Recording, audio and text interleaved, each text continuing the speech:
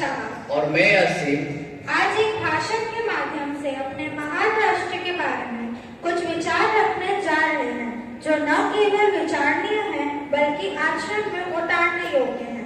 दोस्तों, हम सब जानते हैं भारत विश्व की पुरातन प्राचीन सभ्यताओं में से एक है। सिंधु घाटी की सभ्यता विकसित सभ्यता थी। अतः हम कह सकते हैं कि सिंधु घाटी से हजारों साल पहले भी भारत मानव सभ्यता के मामले में विश्व से कहीं आगे था। बिना शक्कर के चींटी नहीं आते। अगर हमारा भारत सोने की चिड़िया ना होता तो तुर्क, मुगल और अंग्रेज हमको लूटने क्यों आते? जब अन्य देशों में लोग रेगिस्तानों में, जंगलों में भटक रहे थे, तब हमारे भारत में नगर गांव की व्यवस्थित सभ्यता लहलहा रही थी। जब विश्व अक्षर ज्ञान से रहित था, तब भारत में वेदों की वाणी गूंज रही थी। अब हमें यह सोचना है, इतनी विकसित सभ्यता होने के बावजूद हम गुलाम कैसे बने? हमको मुगलों ने क्यों तोड़ा? अंग्रेज हमारी छाती पर चढ़कर 200 सालों तक कैसे राज कर पाए? हमने आखिर सती प्रथा, पर्दा प्रथा, बाल विवाह, छुआछूत, जातिवाद जैसी विभत्स कुरीतियों को कैसे अपना लिया? हमारी स्थिति इतनी बुरी क्यों हो गई थी? उत्तर होगा, हम टुकड़ों में बंटे हुए थे। हमने आध्यात्मिक विकास तो की, पर भौतिक विकास में पीछे रह गए। विश्व में जब तोप और बंदूकों का निर्माण चल रहा था, नई तकनीकें इजाद हो रही थी, हम तब भी वही पुराने धनुष बाण लेकर रणभूमि में चले जाते थे। विश्व कारखाने बना रहा था, विज्ञान का आलोक बिखर रहा था। तब भारत विदेशी ताकतों के हाथों में अशिक्षित और दमित शोषित होकर चित्कार कर रहा था, रो रहा था।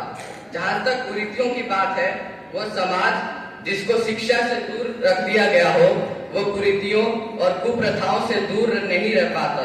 अज्ञान की कालिमा ही अंधविश्वासों को जन्म देती है। इसी भारत ने आदिकाल में सबसे पहले उद्घोष किया था, एको सत विप्राह बहुधा वदन्ति, अर्थात सत्य एक है, विद्वान उसको अलग अलग नामों से जानते हैं। सर्वे भवन्तु सुखिनः, सर्वे सन्तु निरामया, सर्वे भद्राणि पश्यन्तु, मा कश्चित् दुःखभाग् भवेत्। अर्थात सभी सुखी हो, सभी निरोगी हो और सभी के जीवन में मंगल हो, कोई भी दुख का भागी ना बने।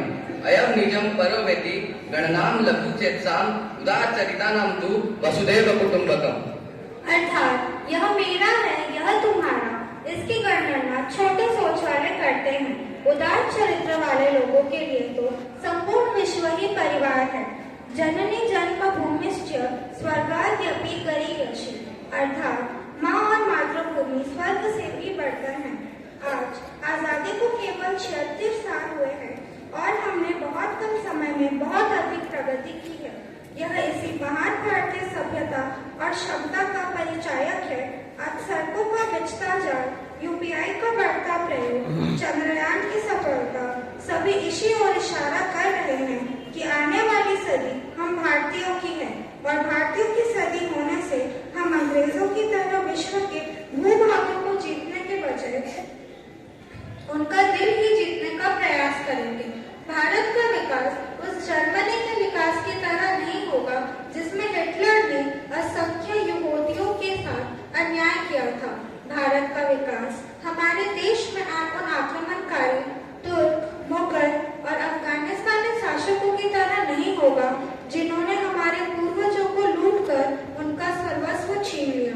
भारत का विकास अर्थात विश्व का मंगल होगा। इसके लिए हमें क्या करना होगा? हमें एक होना होगा। जाति, प्रदेश, भाषा, पंथ सबका भेद भुलाकर भारतीय बनना होगा और अपनी संस्कृति के प्रति गर्व करके उसका संरक्षण करना होगा। इस भारत भूमि पर जन्मा हर व्यक्ति, चाहे वो किसी भी पंथ, मजहब, रिलीजन या संप्रदाय का हो, सबके पूर्वज एक हैं।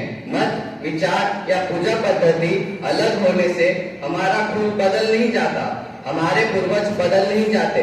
हम सब भारतीय थे, हैं और रहेंगे।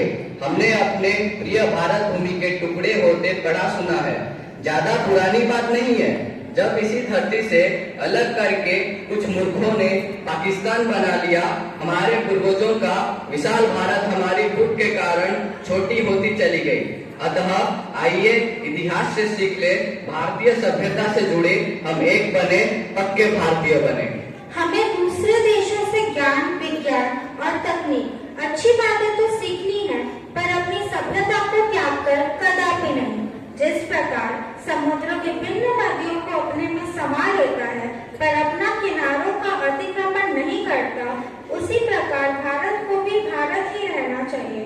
पाश्चात्य सभ्यता का अनुकरण न करके उनका भारतीयकरण करे। याद रहे, यह भूमि महान आत्माओं की जन्मभूमि है। इस देश में कितने ही भरत नाम के महान राजा हुए, जिनमें से एक के नाम पर इस देश का नाम भारत पड़ा।